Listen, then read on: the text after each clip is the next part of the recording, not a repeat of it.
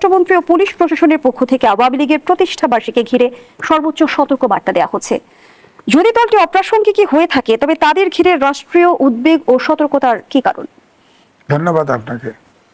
আওয়ামী লীগ নাই, আওয়ামী লীগ পালিয়ে গেছে এটা বলা যায়, তবে আওয়ামী লীগের সমর্থক তো আছে, সারা বাংলাদেশে আছে। সুতরাং আওয়ামী লীগ নাই এই কথাটাও বলা যাবে না।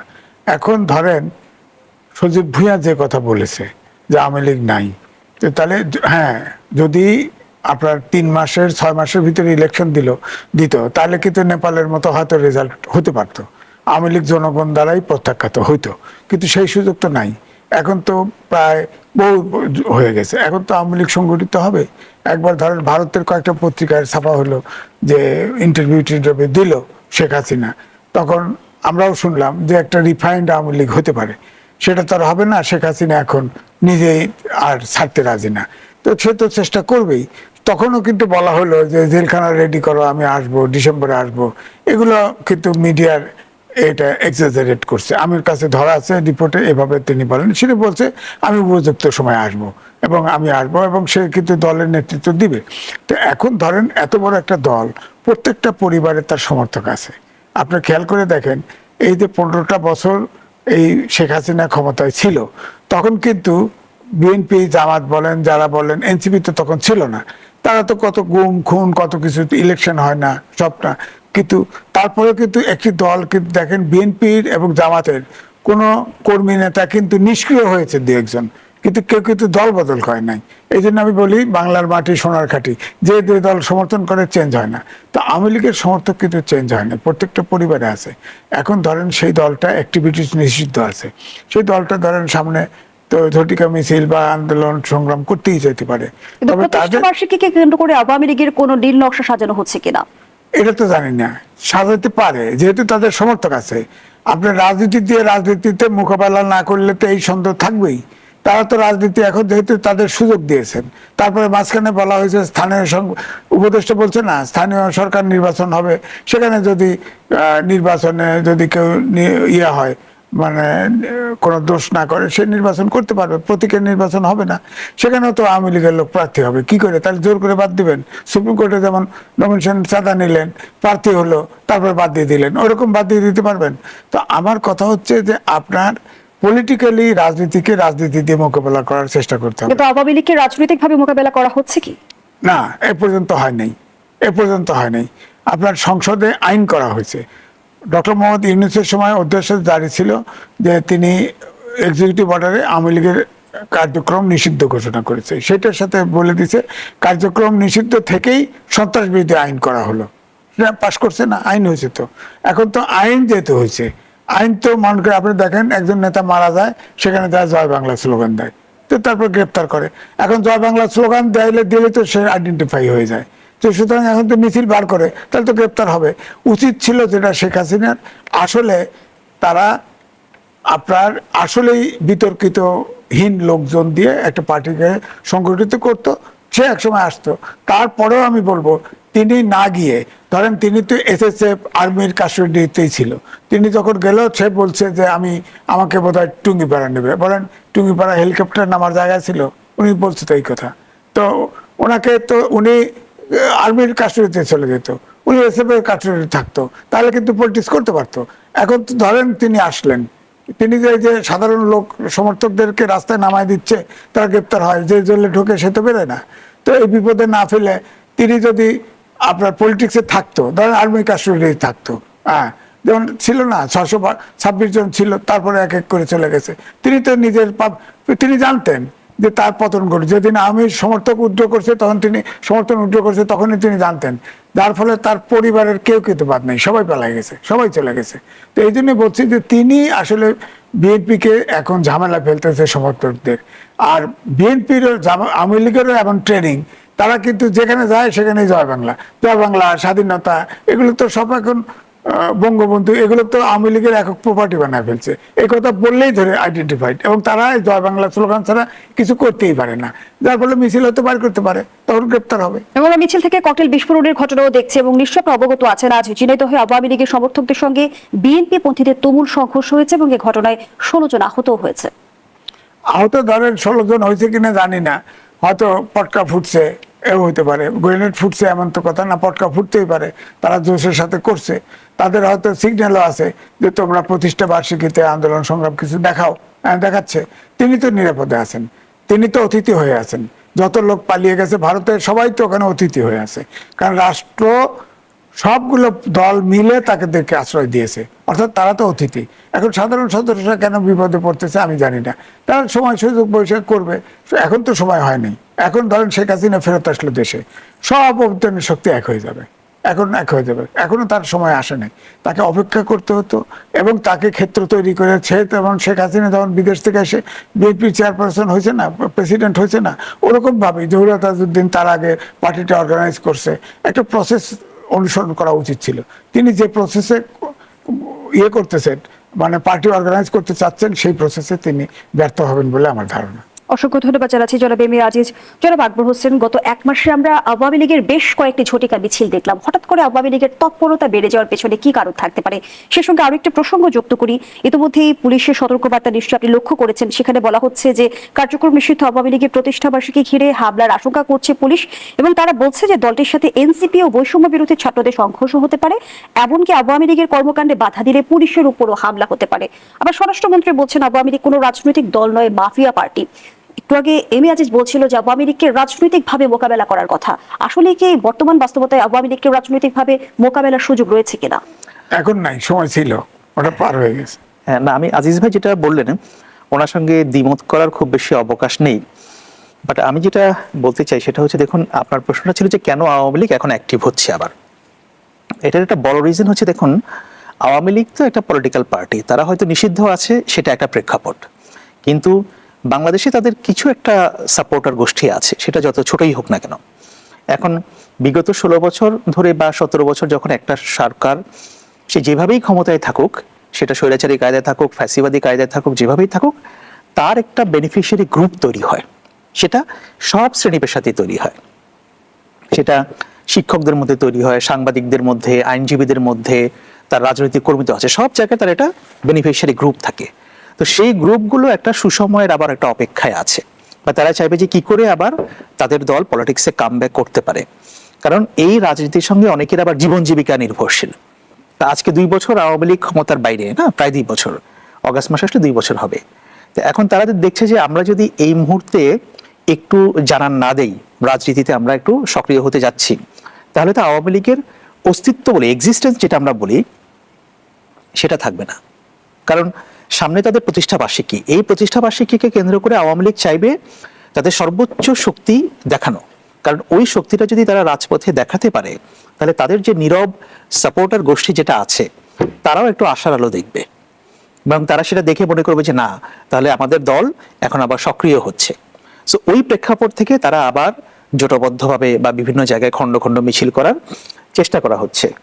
তবে এইখানে একটা প্রশ্নটা হচ্ছে এই, যে বিভিন্ন জায়গায় আওয়ামী লীগ সক্রিয় হচ্ছে বা রাস্তায় মিছিল করছে, এখন এগুলোকে ফ্যাসিলিটেট করছে কারা? এখন ক্ষমতায় তো আছে বিএনপি। যতদূর শোনা যায় যে বিএনপি হয়তো আওয়ামী লীগের প্রতি একটা সফট অ্যাটিটিউড তাদের এখনো পর্যন্ত আছে, এবং আমার যেটা ধারণা যে বিএনপির মধ্যে আসলে দুটো ধারা। একটা ধারা মনে করে যে আওয়ামী লীগকে একটু স্পেস দিলে এমন অসুবিধা কি, আবার আরেকটা ধারা আছে যারা মনে করে যে না, কোনোভাবেই আওয়ামী লীগকে স্পেস দেওয়া যাবে না। আর জামায়াত এবং এনসিপির অবস্থান তো একেবারে পুরোপুরি ভিন্ন, তারা আওয়ামী লীগকে কোনো রকম সুযোগ দিতে যাবে না। আপনি শুরুতে যেটা বললেন যে সংঘাতের যে পরিস্থিতির কথা বললেন, এটা যদি তৈরি হয়, এই তৈরি হবে জামায়াত এবং এনসিপির সঙ্গে, বিএনপির সঙ্গে ঠিক ওইভাবে তৈরি হবে না। কারণ বিএনপি জানে যে তারা যে কোনো সময় যদি চায় আওয়ামী লীগকে তারা কন্টেইন করতে পারবে, তাদের হাতে সেই অস্ত্র আছে। বাট বিএনপির একটা অংশ হয়তো তখন আওয়ামী লীগকে ট্যাকল করার জন্য জামায়াত এবং এনসিপির সঙ্গে তারা যুক্ত হতে পারে আনঅফিসিয়ালি। এখন আওয়ামী লীগ যদি তাদের নেতৃস্থানীয় লোকজন ভারতে অবস্থান করুক আর যেখানেই অবস্থান করুক, যদি মাঠ পর্যায়ে তারা এই ছোটখাটো জানানটা না দিতে পারে, তাহলে আওয়ামী লীগের সামনের দিনগুলোতে রাজনীতিতে ফিরে আসা দ্রুততম সময়ের মধ্যেও এটা কঠিন হয়ে যাবে। সেই জন্য তারা ডেসপারেটলি ট্রাই করছে রাস্তাঘাটে অন্তত নিজেদেরকে জানান দেওয়ার জন্য যে আমরা আছি। যেহেতু স্থানীয় সরকার নির্বাচন নিয়ে এক ধরনের আলোচনা চলছে, স্থানীয় সরকার নির্বাচনের রাজনৈতিক মেরুকরণের অংশকে এই তৎপরতা হতে পারে সেটা, কিন্তু আমার কাছে মনে হয় না। আমার কাছে মনে হয় না এই জন্য যে আওয়ামী লীগের সক্রিয় হওয়ার কারণটা হচ্ছে তাদের নিজের স্বার্থে। অ্যাবসলিউটলি নিজের স্বার্থে। আর বিএনপি বা জামায়াত ইসলামী হয়তো স্থানীয় সরকার নির্বাচনে আওয়ামী লীগের সমর্থনটাকে তারা ব্যবহার করতে চাইবে।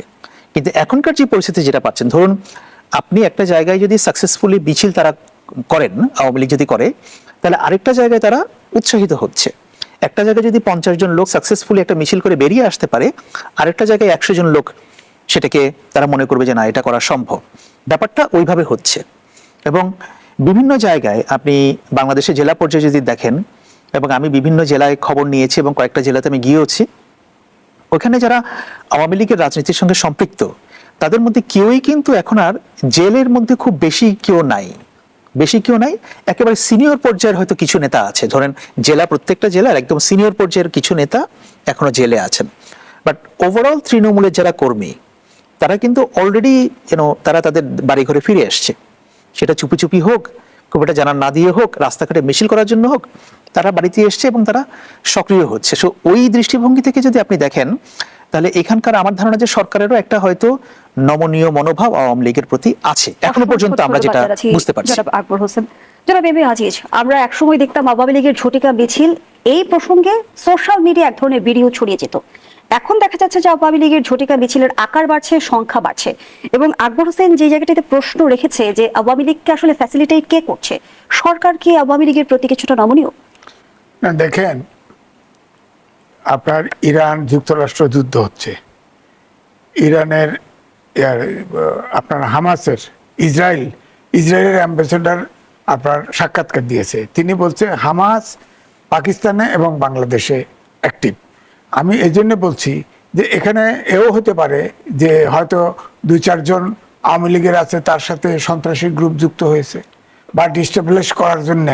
আজকে যেমন ধরেন জামাত আছে, এনসিপি হয়তো না, কিন্তু জামাত আছে, তাদের একটা গ্রুপ ঢুকে যেতে পারে, বলা তো যায় না, সন্ত্রাসী গ্রুপও ঢুকে যেতে পারে দেশকে অস্থিতিশীল করার জন্য। বা এও হতে পারে যে ধরেন আওয়ামী লীগ এখন অ্যাক্টিভ হলো, তবে এটা হলো যে হয়তো জামাতের সাথে, জামাত তো সব জায়গায় আছে, বিএনপির ভিতরে আছে, আওয়ামী লীগের ভিতরে আছে, সব জায়গায় আছে, তারা তো সামনে চলে যাবে, এটাও হতে পারে। সুতরাং আমি মনে করি যে এখানে সব পুরোটাই আওয়ামী লীগের সমর্থক হবে, এটা নাও হতে পারে। এটা পুলিশ বুঝবে যে এখানে সন্ত্রাসী গ্রুপ আছে কিনা, এখানে জামাতের কিছু সদস্য তো থাকতেই পারে, গুপ্ত হিসেবে আছে আওয়ামী লীগের, তারা সামনে গেল, তারা জামাত তখন গ্রেপ্তার হলেও তারা ছুটে আনবে। হ্যাঁ, এখনো তো তাদের সাথে সরকারের সাথেও কুসুম সম্পর্ক আছে তো বোঝা যায়। দেখেন না, পার্লামেন্টে বড় বড় ইস্যু আছে, সেই সব ইস্যু আলোচনা হয় না। হ্যাঁ, আলোচনা হয় অন্য, যে সরকারকে আর সময় দেওয়া হবে না, এসব বলে তো। এই যে বলে যে আপনার ফখরুল ইসলাম আলমগীর বললো না যে গণতন্ত্রের অবিশ্বাসী দল। হ্যাঁ, এই কথাটা আমি তো মনে করি জামাত সার্বজনীন দলই না।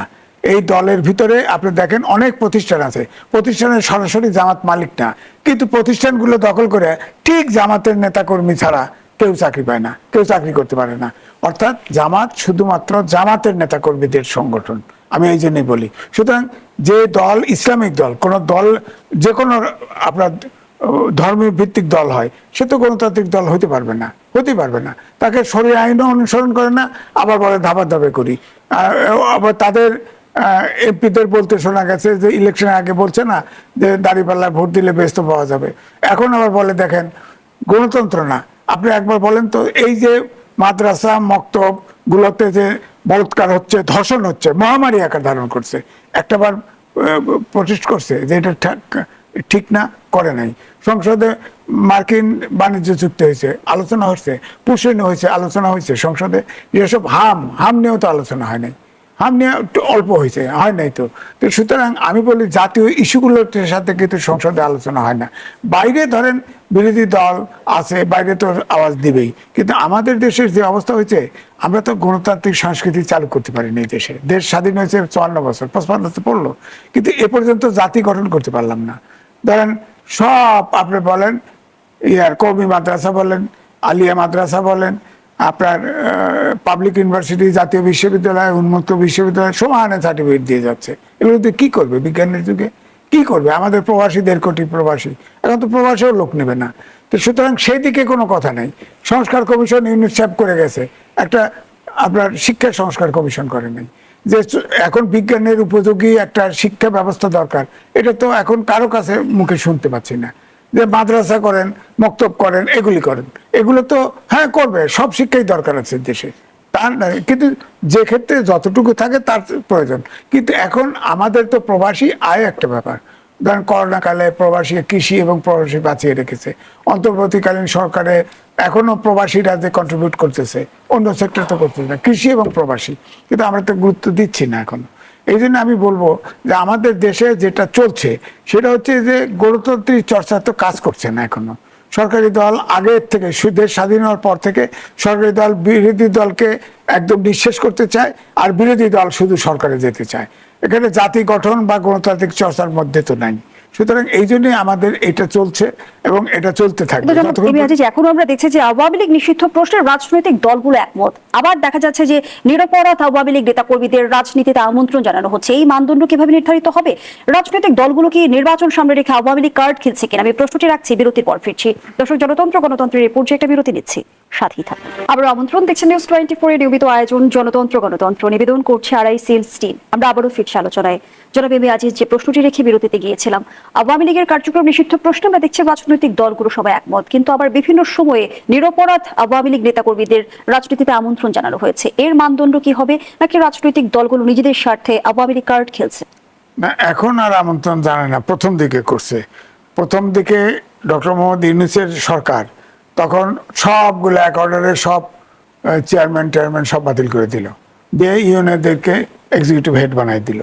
এরপরে তখন ওই চেয়ারম্যানদেরকে এনসিপি নিয়ে, তখন এনসিপি হয় না, এনসিপি নিয়ে মিটিং করছে যে আপনারা যদি আমাদের দিকে আসেন আপনাদের এগুলো ঠিক করে দেবো। এক, দুই হচ্ছে যে এখন ধরেন ওই ইয়েতে চিটাগাংয়ের মেয়রের সাথে হাসনাত সাহেব দেখা করছে, তাকে প্রার্থী করার চেষ্টা করছে সামনে।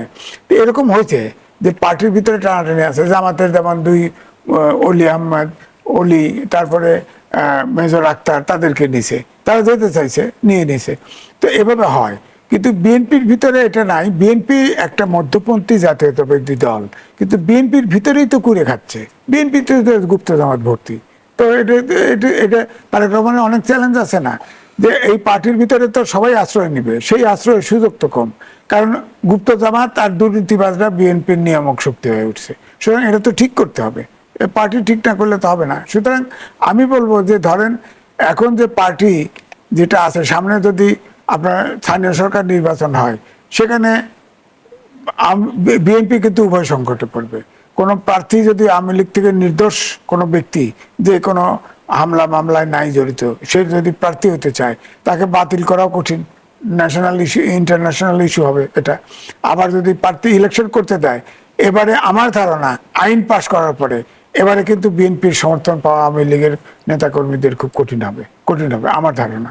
কারণ এটা এখন তারা হয়তো জামাতকেও ভোট দিবে না, তখন তারা তাদের প্রার্থী নিয়ে ইলেকশনে জেতার চেষ্টা করবে, এবং তাদের তো ভোট কম না। যদি ভোট বিভাজিত হয়ে যায়, ধরেন জামাত আলাদা ইলেকশন করলো, এনসিপি আলাদা করলো, বা এনসিপি এও হতে পারে যে এনসিপি জামাতের সাথে গোপনে যে প্রার্থী দিল কিন্তু একে অপরকে সমর্থন দিল। বিএনপি যদি একা হয়ে যায়, তাহলে তো আওয়ামী লীগের প্রার্থী অনেক জায়গায় অনেক সিট পেয়ে যেতে পারে। কারণ বিএনপি তো আইন করার পরে এখন তো এই যে গ্রেপ্তার করা হচ্ছে, হুঁশিয়ারি দেওয়া হচ্ছে, এটা তো আমরা তো ভাবছিলাম যে, আপনিও বললেন যে বিএনপির একটা আওয়ামী লীগের প্রতি সফট কর্নার আছে, কিন্তু সফট কর্নার ভাবে তো মনে হয় না যে বিএনপি তাদের নিজস্ব অবস্থানটা ঠিক রেখে আওয়ামী লীগকে চাপে রাখতে চায়, এরকমই মনে হচ্ছে। ধরেন এখানে যে 25টা বার্ষিকীতে তারা আন্দোলন সংগ্রাম করে, এটা উভয় সংকট। তারা আন্দোলন সংগ্রাম করলে তো তারা জয় বাংলা স্লোগান দিয়ে আইন শৃঙ্খলা পরিস্থিতির অবনতি ঘটাবে, তখন তো পুলিশ বসে থাকতে পারবে না। এটা ঘোষণা দেওয়ার আর কি, সতর্ক এটা দরকার ছিল না। এমনি আইন শৃঙ্খলা পরিস্থিতির অবনতি ঘটলে পুলিশ তো গ্রেপ্তার করবেই, এটা করলেই হইতো। এত ঘোষণা দিয়ে এটা পরিস্থিতি গরম করে ফেলার তো দরকার ছিল না। এটাই আমার বক্তব্য। ধন্যবাদ জানাচ্ছি জনাব এম এ আজিজ। জনাব আকবর হোসেন, স্থানীয় সরকার নির্বাচনে আওয়ামী লীগের ভোট ব্যাংক কি প্রভাব ফেলতে পারে বলে মনে করেন?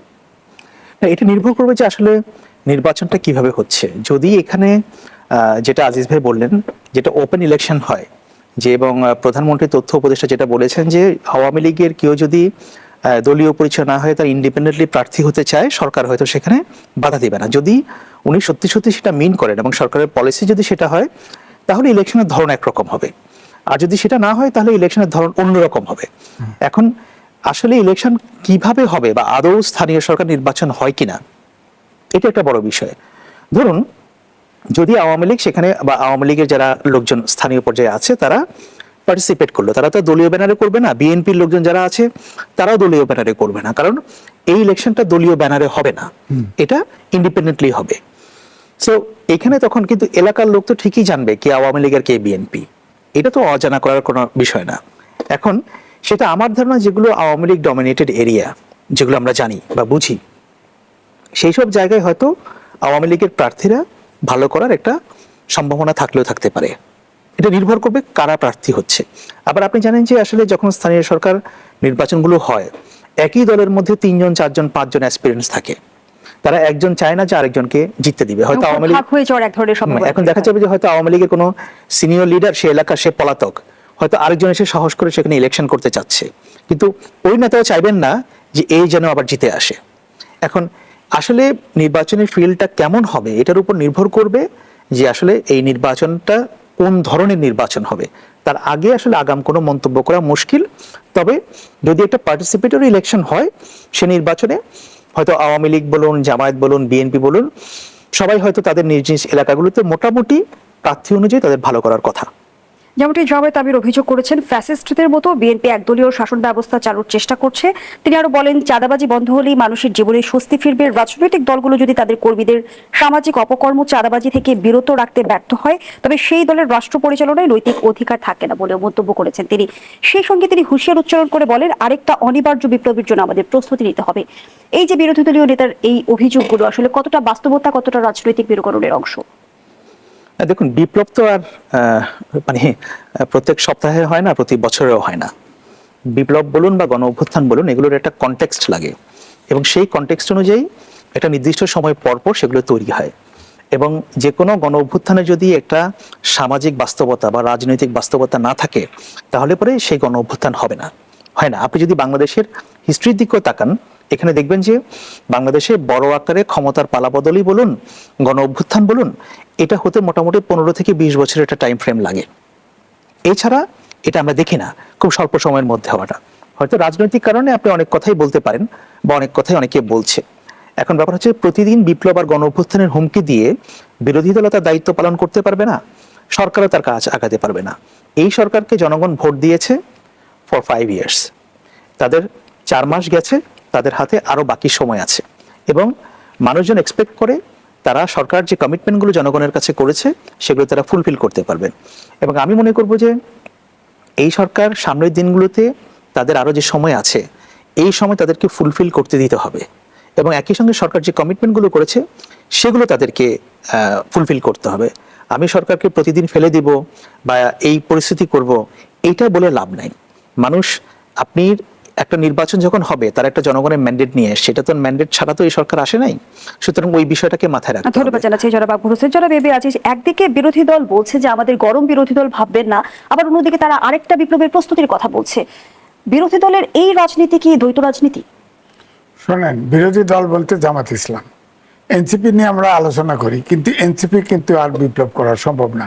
এটা ইউনূস সাহেবকে এনসিপি শেষ করে দিয়ে গেছে ব্যবহার করে। একটা বার বলে নাই যে তোমরা বাবা শিক্ষাও গ্রহণ করো, ব্যবসা করো, তাদের উদ্যোক্তা হতে বলছে, এবং তারা বিতর্কিত হয়ে গেছে। এখন জামাত ইলেকশনের আগে যেরকম করেছে, যে ধরনের মানে উথাল পাতাল করেছে, তাণ্ডব করেছে, জামাতের কিন্তু আর সম্ভাবনা নাই। জামাতের নেতৃত্বে কোনো বিপ্লব হবে না। আমি যখন ডাকসু গুপ্ত জামাতিরা যখন জিতছে, তখনই বলে ফেলছি যে এই ডাকসু হলো আন্দোলনের সূতিকাগার। এই শিবির নিরপেক্ষ নামে শিবির জিতেছে, এটা আর কোনোদিন আন্দোলন এটা হবে না। জামাতের নেতৃত্বে কোনো আন্দোলন হবে না, যতই ভয় দেখাক, এটা দায় দেখাক, এটাতে আন্দোলন হবে না। আমার বক্তব্য একটাই, যে গণতান্ত্রিক চর্চা, আমি বলছি জামাত কিন্তু গণতান্ত্রিক দল নয়, এটা বুঝতে হবে। জামাত ইসলামিক দল, তারা ফাইনালি শরিয়া আইন বোঝে। আমার কথা হচ্ছে যে চাঁদাবাজি করে, অমুক করে, এই যে বলৎকার করে, ধর্ষণ করে, এগুলো নিয়ে কথা বলে না কেন? এগুলো কথা বলুক, এটা তো মহামারী, চাঁদাবাজির মতোই মহামারী শুরু করছে। তো সুতরাং এগুলো বলে না। সমাজটাকে নির্মাণ করতে হবে, সমাজটা নির্মাণ করতে গণতান্ত্রিক যুগে আমরা যদি প্রবেশ করতে চাই, তাহলে বিরোধী দল সরকারি দলের ঐক্যবদ্ধভাবে গঠনমূলক আলোচনা করে আলোচনার ভিত্তিতে সমাধান করতে হবে। আপনি জাতীয় ইস্যুতে কোনো সংসদে আছে, সংসদে আলোচনা করবেন না, রাস্তাঘাটে ধমক দিবেন, আমাকে ফেলে দিবেন, তোমাকে 4 মাসের সরকার, কি ফেলবেন? এই যে বাজেট তো জামাত ইসলামও দিছে, বাজেট দিছে না, দিছে। বিএনপি বাজেট দিয়েছে। আপনি চিন্তা করেন, নিত্য পণ্য আজকে মার্কেটে বাংলাদেশের ইতিহাসে বাজেট দেওয়ার আগে বা পরে মার্কেট প্রাইস বাড়ে নাই এরকম কোনো ইতিহাস নাই, এবারে কিন্তু নাই। কারণ নিত্য পণ্যের কোনোটার ভিতরে ট্যাক্স একদম মাপ, কত কমায় 1% করছে, কৃষিখাতে ভর্তুকি দিছে। সুতরাং আমি বলবো যে এখন তো সরকারকে একটু গোছাইতে দিতে হবে, এবং বিএনপিও কপারেট, জামাতও কপারেট করতে হবে। এইসব আন্দোলন করে তো ওনারা হবে না। কারণ হচ্ছে আপনি দেখেন বিএনপি ইলেকশনে, জাতীয় ইলেকশনের শেষ সময় আপনি দেখেন অনেকের ধারণা ছিল বিএনপি জামাত ইসলাম হয়তো ক্ষমতায় চলেও যেতে পারে, এরকম একটা ধারণা তৈরি হয়েছিল। এই জন্য কিন্তু ভোটাররা সতর্ক হয়ে কিন্তু শেষ পর্যন্ত ভোট দেয়নি। হ্যাঁ, অনেক ভোট কিন্তু উল্টায় গেছে। হ্যাঁ, ধরেন মাইনরিটি গ্রুপ, ওপেনলি বলি যে তারা সবসময় আওয়ামী লীগের ভোট দেয়, এবার কিন্তু মাইনরিটি ভোট সব তার মানে ভোটের সমীকরণ যে কোনো মুহূর্তে পাল্টে যেতে পারে। ভোটের সমীকরণ আলাদা। জনাব এম আজিজ, প্রধানমন্ত্রী হিসেবে দায়িত্ব গ্রহণের পর তারেক রহমানের প্রথম চীন সফরকে কেন্দ্র করে দেখা যাচ্ছে আন্তর্জাতিক মহলেও ব্যাপক আগ্রহ তৈরি হয়েছে। কেন এই সফর গুরুত্বপূর্ণ সেই প্রশ্নটি রাখছি। আবারও বিরতির সময় হয়েছে, বিরতি নিয়ে ফিরছি। দর্শক, জনতন্ত্র গণতন্ত্রের এই পর্যায়ে আবারও বিরতি নিচ্ছি, সাথেই থাকুন।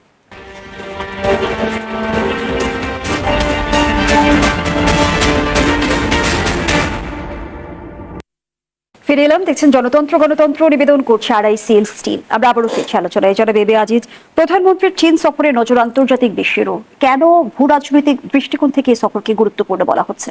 এটার কারণ হচ্ছে এই সরকার আপনার একটা বাণিজ্য চুক্তি করছে ওয়াশিংটনের সাথে, অর্থাৎ আমেরিকা যুক্তরাষ্ট্রের সঙ্গে।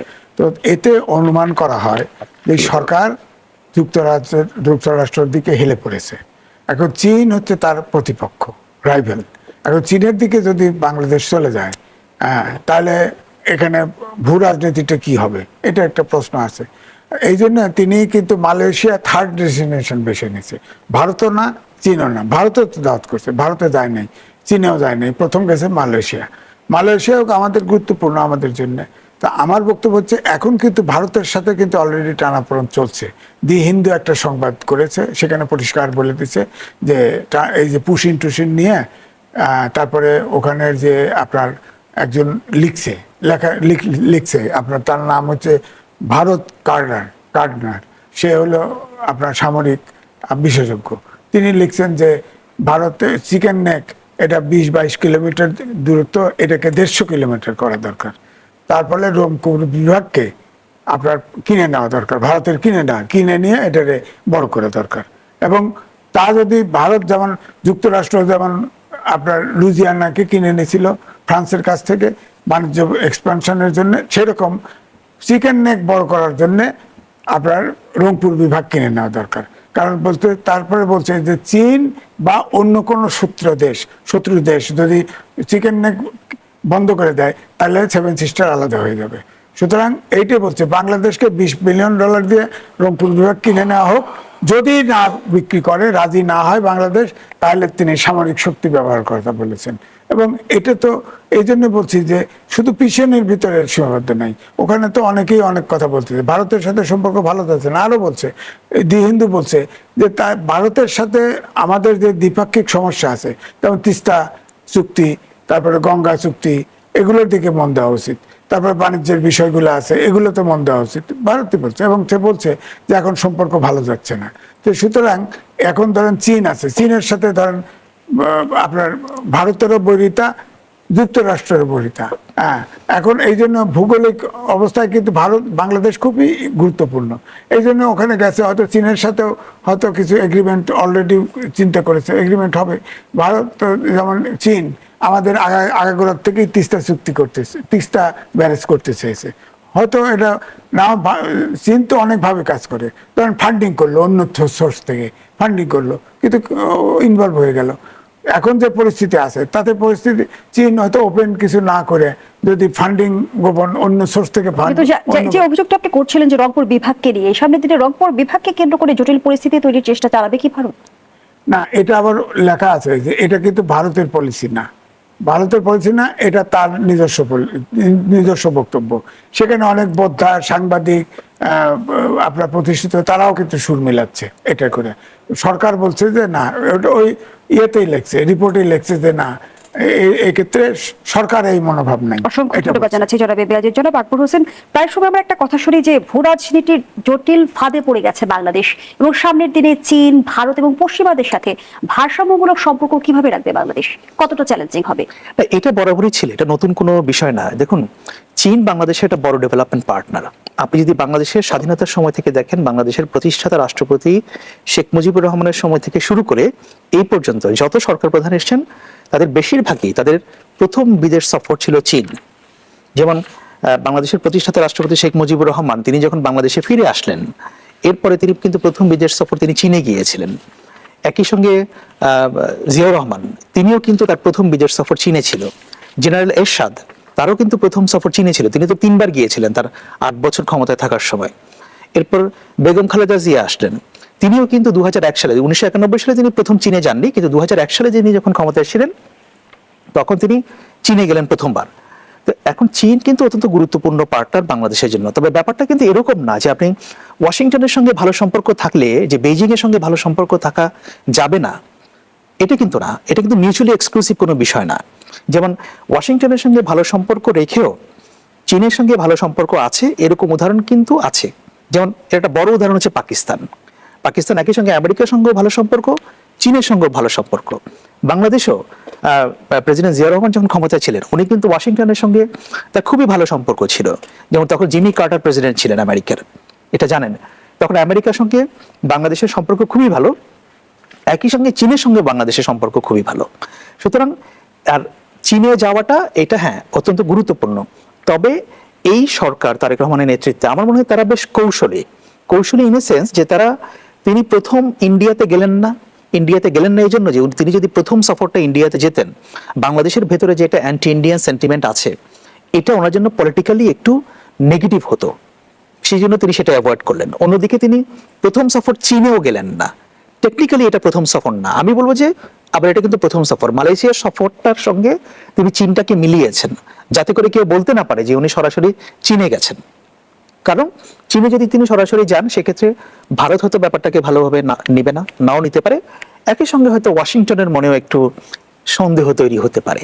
তো দরকার কি সে সন্দেহ হবে? তো যার কারণে একটা বাফার জোন তৈরি করা মালয়েশিয়াকে দিয়ে, বাট টেকনিক্যালি কিন্তু সফরটা আসলে চীনেই হচ্ছে। তো এই জন্য আমি বলবো যে আসলে সরকার এখন পররাষ্ট্র নীতির ক্ষেত্রে খুব একটা কৌশলী অবস্থান তারা নিয়েছে। আর আপনি যেটা বললেন যে চীন, আমেরিকা বা পশ্চিমা বা অন্যান্য যারা পার্টনার আছে বা ভারত, এদের মধ্যে বাংলাদেশের কম্পিটিশনের মধ্যে পড়বে কিনা, ব্যাপারটা আমার কাছে মনে হচ্ছে যে এটা অতীতেও একই রকম ছিল, এখন হয়তো অনেক লেখালেখি বা অনেক কিছু হচ্ছে, বা পশ্চিমা ইন্টারেস্ট এইখানে অনেক বেশি বেড়েছে। একই সঙ্গে চীনও চাচ্ছে সুপার পাওয়ার হতে, ভারতেরও অ্যাসপিরেন্ট, সবকিছু মিলিয়ে হয়তো এখন ইন্টেন্সিটিটা আগের চেয়ে বেড়েছে। কিন্তু বাংলাদেশের যে ভৌগোলিক অবস্থান, বাংলাদেশের যে উন্নয়নের আকাঙ্ক্ষা, বাংলাদেশের যে সভরেন্টি কোয়েশ্চেন, সবকিছু মিলিয়ে বাংলাদেশ এই ব্যালেন্সটাকে সবসময় করে আসার চেষ্টা করেছে। একদিকে চীন, একদিকে ভারত, এবং একই সঙ্গে ওয়াশিংটনের সঙ্গে এই যে একটা ব্যালেন্স, একটা রিলেশনশিপ, এই চেষ্টা বাংলাদেশের সবসময় ছিল এবং আমার ধারণা এটা ভবিষ্যতেও থাকবে। আমি শেষ প্রশ্নটি দুজনের কাছে রাখতে চাই। আমরা সংসদে প্রায় অশোভন এবং অশ্লীল বাক্য ব্যবহার আমরা দেখছি। সেই জায়গা থেকে সংসদে কখনো ওভেন নিয়ে আলোচনা হচ্ছে, ওয়াশিং মেশিন নিয়ে আলোচনা হচ্ছে, পর্দা নিয়ে আলোচনা হচ্ছে, মুতাবিয়ে নিয়ে আলোচনা হচ্ছে। কিন্তু যেমনটি সিআইপি রিপোর্ট অনুযায়ী আমরা জানি যে সংসদ চলাকালে প্রতি মিনিটে খরচ হয় 2,72,000 টাকা। এবং ইসলামী ব্যাংক নিয়ে সাম্প্রতিক সময় আমরা দেখলাম 1 ঘন্টা আলোচনা হলো, তার ব্যয় যদি আমি উল্লেখ করি, ব্যয় হয়েছে 1,63,00,000 টাকা। এই যে সংসদে একটা গুরুত্বপূর্ণ ইস্যুগুলো আলোচনা না করে অপ্রয়োজনীয় ইস্যুগুলো যখন আলোচনা হয়, তখন কোনো না কোনোভাবে কি জাতীয় ইস্যুগুলো হারিয়ে যায়? না, সেটা তো যেতেই পারে। আমরা এক্সপেক্ট করবো যে সংসদে এমন সব বিষয় আলোচনা হবে যেগুলো আসলে অতি জনগুরুত্বপূর্ণ বিষয় আর কি। কারণ এটা তো আলটিমেটলি ট্যাক্স পেয়ার্স মানি এখানে খরচ হচ্ছে। এখন সংসদে যদি সেই অতি গুরুত্বপূর্ণ বা অতি জনগুরুত্বপূর্ণ বিষয়গুলো আলোচনা না হয়ে হালকা চালের হালকা বিষয় নিয়ে কথাবার্তা হয়, হাসি ঠাট্টা তামাশা হয়, তো এটা কিন্তু মানুষ ভালোভাবে নেবে না। কারণ আপনি দেখবেন যে বাংলাদেশে এই মুহূর্তে সবচেয়ে the most watched TV programme হচ্ছে সংসদ টিভি। মানুষ এত বেশি সংসদকে ফলো করে। তো সুতরাং মানুষ কিন্তু লক্ষ্য করছে, আপনি যে প্রশ্নটা করলেন এটা কিন্তু মানুষেরও মনের কথা। মানুষ ফলো করছে যে আমাদের পার্লামেন্টারিয়ানরা তারা কি নিয়ে ডিবেট করে, তাদের জ্ঞানের দৌড় কতটুকু, তারা বিষয়গুলোকে কিভাবে এক্সপ্লেইন করছে, তারা বিষয়গুলোকে কিভাবে তুলে ধরছে, সেটা কিন্তু মানুষ একদম নিবিড়ভাবে পর্যবেক্ষণ করছে না। যদি তারা সেটা করতে না পারেন, আমার ধারণা যে দল সেটা করতে পারবে না তার মূল্য তাকে আগামী নির্বাচনে দিতে হবে, এবং that is very simple and clear. ধন্যবাদ জানাচ্ছি। জনাব এম এ আজিজ, একই প্রশ্ন আপনার কাছেও রাখতে চাই। না, ব্যাপারটা একই তো। এই পার্লামেন্টে সব যারা আছে সব অভ্যুত্থানের শক্তি, সবাই মিলেমিশে গঠনমূলক আলোচনা করে সব সমস্যার সমাধান করুক, এটাই প্রত্যাশা। শুধু পাবলিক ট্যাক্সপেয়ারের মানি নষ্ট করবে, বাসায় ফ্রিজ লাগবে, বাসায় ওয়াশিং মেশিন লাগবে, এটা তো আলোচনার বিষয় না। এগুলো কেন করবে? একজন এমপি হয়েছে, আসবে কেন? এইগুলো আলোচনা হবে কেন? অনেক অশ্লীল বা অনেক চাওয়া পাওয়ার আলোচনা হয়। অনেকে বলছে না যে আমরা এমপি হলে বা আমার পার্টি, এবং সেই সাথে সংসদে অসত্য তথ্য উপস্থাপন করা হচ্ছে। হ্যাঁ। বাবাকে শহীদ মুক্তিযোদ্ধা বলা হচ্ছে, পরে খোঁজ নিয়ে জানা গেল যে বাবা এখনো জীবিতই আছে। এখনো জীবিত আছে। এগুলো আলোচনা বাদ দেন। মুক্তিযুদ্ধ সবারই পছন্দ, কিন্তু কেউ স্বীকার করে না। দেখেন তিনি তার বাবা বলে মৃত্যু, শহীদ মুক্তিযোদ্ধা তার পরিবারে 12-14 জন আছে। হ্যাঁ, এখন তিনি দেখা গেল যে তার বাবা মা সব জীবিত। বলেন, তাহলে এগুলো অসত্য কথা যে বলে, সাথে সাথে তো নথি স্খলনজনিত অপরাধে তাকে তো ব্যবস্থা নেওয়া এবং উচিত ছিল। ইসলামী ব্যাংক নিয়ে আমরা দেখলাম 1 ঘন্টা নাগাদ আলোচনা হলো, যেটির ব্যয় হয়েছে 1,63,00,000 টাকা। ইসলামী ব্যাংক কি একটি দেশ নাকি একটি ব্যাংক মাত্র? না, ইসলামী ব্যাংক একটা ইস্যু, এতে কোনো সন্দেহ নেই। আলোচনা হতেই পারে। ধরেন ইস্যু, ইসলামী ব্যাংক ইস্যু, আন্দোলনে নামছে। তারপর ইসলামী ব্যাংক যেখানে জামাতের কোনো অংশীদারিত্ব নাই, কিন্তু জামাতের এটা করে, নিয়ন্ত্রণ করে, পরিচালনা করে, সেখানে জামাতের লোক ছাড়া, নেতা কর্মী ছাড়া কেউ কাজ করে না। সুতরাং এইসব ইস্যু নিয়ে জামাত বলছে যে এটা একটা সহি ব্যাংক, কিন্তু দেখা গেছে যে ওখানে ব্রেন্ডের অনেক টাকা পয়সা লুটপাট হয়েছে নানান নামে। হ্যাঁ, তো জামাতের ধরেন একজন প্রার্থী সে ইলেক্টেড হয়েছে, তার বোন নামে উইদাউট মর্টগেজ 2 কোটি এবং টাকা ইসলামী লেগেছে। ব্যাংকের এই আলোচনায় অনেক জনগুরুত্বপূর্ণ